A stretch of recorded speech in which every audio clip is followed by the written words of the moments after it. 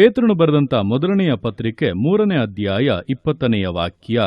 ನೋಹನು ನಾವೆಯನ್ನು ಕಟ್ಟಿಸುತ್ತಿರಲು ದೇವರು ದೀರ್ಘ ಶಾಂತಿಯಿಂದ ಕಾದಿದ್ದಾಗ ಆತನಿಗೆ ಅವಿಧೇಯರಾಗಿದ್ದವರ ಬಳಿಗೆ ಹೋಗಿ ಸುವಾರ್ತೆಯನ್ನು ಸಾರಿದನು.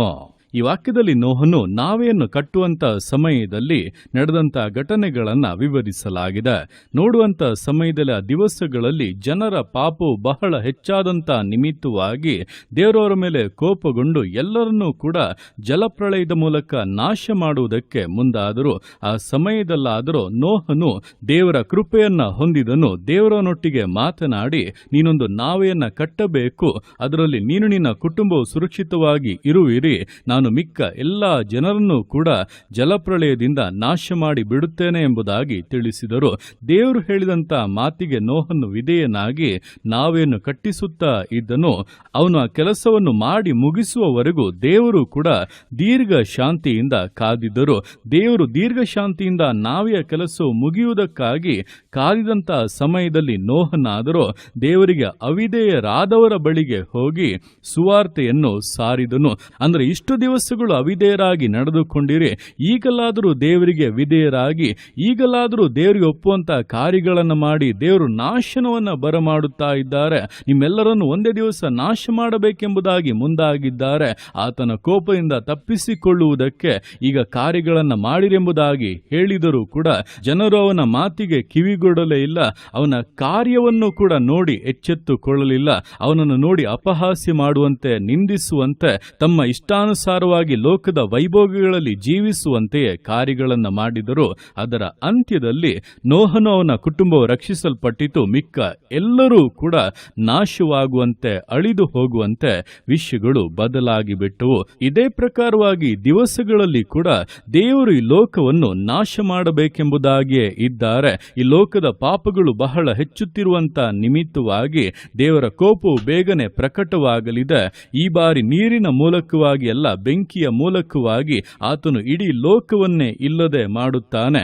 ಆದರೆ ಅದಕ್ಕೆ ಮುಂಚೆ ಆತನು ದೀರ್ಘ ಶಾಂತನಾಗಿದ್ದು ತಾನು ಆರಿಸಿಕೊಂಡಂತ ಜನರು ಸಿದ್ಧವಾಗುವುದಕ್ಕಾಗಿ, ಅವರಿಗೆ ಕೊಡಲ್ಪಟ್ಟಂತ ಕಾರ್ಯಗಳನ್ನು ಅವರು ಪರಿಪೂರ್ಣಗೊಳಿಸುವುದಕ್ಕಾಗಿ ಕಾದಿದ್ದಾನೆ. ಹಾಗೆ ಆ ಸಮಯದಲ್ಲಿ ದೇವರಿಂದ ಆರಿಸಿಕೊಳ್ಳಲ್ಪಟ್ಟವರು ತನ್ನ ಸುವಾರ್ತೆಯನ್ನ ನಾಶವಾಗುತ್ತಾ ಇರುವಂತವರಿಗೆ, ದೇವರಿಗೆ ಅವಿಧೇಯರಾಗಿ ನಡೆದುಕೊಳ್ಳುತ್ತಿರುವವರಿಗೆ ತಿಳಿಸಬೇಕೆಂಬುದು ಕೂಡ ಆತನ ಆಗ್ರಹ.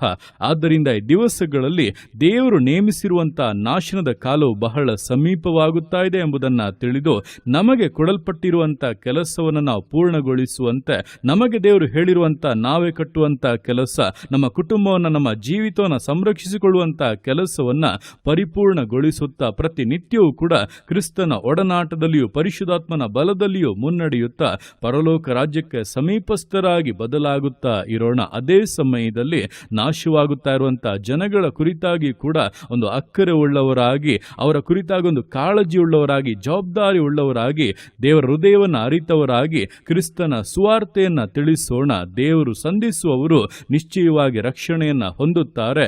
ಈ ಲೋಕದ ನಾಶನದಿಂದ ತಪ್ಪಿಸಿಕೊಂಡು ಪರಲೋಕ ರಾಜ್ಯಕ್ಕೆ ಸೇರುತ್ತಾರೆ. ಹೃದಯವನ್ನ ಕಠಿಣಪಡಿಸಿಕೊಳ್ಳುವವರಾದರೂ ಕೊನೆಗೆ ನರಕದ ಪಾಲಾಗುತ್ತಾರೆ. ಆದ್ದರಿಂದ ದೇವರು ನೇಮಿಸಿರುವಂತಹ ಈ ಕಾಲದಲ್ಲಿ, ಆತನು ದೀರ್ಘಶಾಂತನಾಗಿರುವಂತಹ ಈ ಸಮಯದಲ್ಲಿ ನಮ್ಮ ಜವಾಬ್ದಾರಿಯನ್ನು ಅರಿತು ಕಾರ್ಯಗಳನ್ನು ಮಾಡುತ್ತಾ ವಿಧೇಯತೆಯಿಂದ, ದೃಢತೆಯಿಂದ, ನಂಬಿಗಸ್ತತೆಯಿಂದ ವಿಶ್ವಾಸ ಜೀವಿತಗಳನ್ನು ಮುನ್ನಡೆಸೋಣ.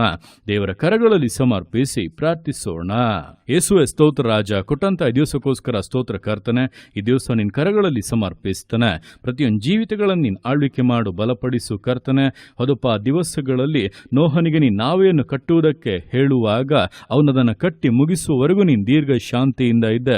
ಆ ಸಮಯದಲ್ಲಪ್ಪ ಅವನು ಅವಿಧೇಯರಾದಂಥ ಜನರ ಬಳಿಗೆ ಹೋಗಿ ಸುವಾರ್ತೆಯನ್ನು ಸಾರಿದನು. ಈ ದಿವಸಗಳಲ್ಲಿ ನೀನು ದೀರ್ಘ ಶಾಂತಿಯಿಂದ ಇರುವಂಥ ಈ ಸಮಯದಲ್ಲಿ ನಮಗೆ ಕೊಟ್ಟಿರುವಂಥ ಕೆಲಸವನ್ನು ಪರಿಪೂರ್ಣಗೊಳಿಸುವುದಕ್ಕೂ, ಹಾಗೆ ನಾಶನದ ಮಾರ್ಗದಲ್ಲಿರುವಂಥವರಿಗೆ ನಿನ್ನ ಸುವಾರ್ತೆಯನ್ನು ಸಾರುವುದಕ್ಕೂ ಒಬ್ಬೊಬ್ಬರಿಗೂ ಸಹಾಯ ಮಾಡು, ಬಲಪಡಿಸು ಕರ್ತನೆ. ಆತ್ಮ ಭಾರವನ್ನು ಅನುಗ್ರಹಿಸು ರಾಜ, ನಿನ್ನ ವಿಷಯದಲ್ಲಿ ಆಸಕ್ತಿಯನ್ನು ಅನುಗ್ರಹಿಸು ಕರ್ತನೆ. ಮಾಡಬೇಕಾದನ್ನು ಮಾಡಿ ಮುಗಿಸುವುದಕ್ಕೂ, ನಿನ್ನ ಬರೋಣಕ್ಕೆ ಸಿದ್ಧವಾಗುವುದಕ್ಕೂ ಪ್ರತಿಯೊಬ್ಬರಿಗೂ ಸಹಾಯ ಮಾಡು.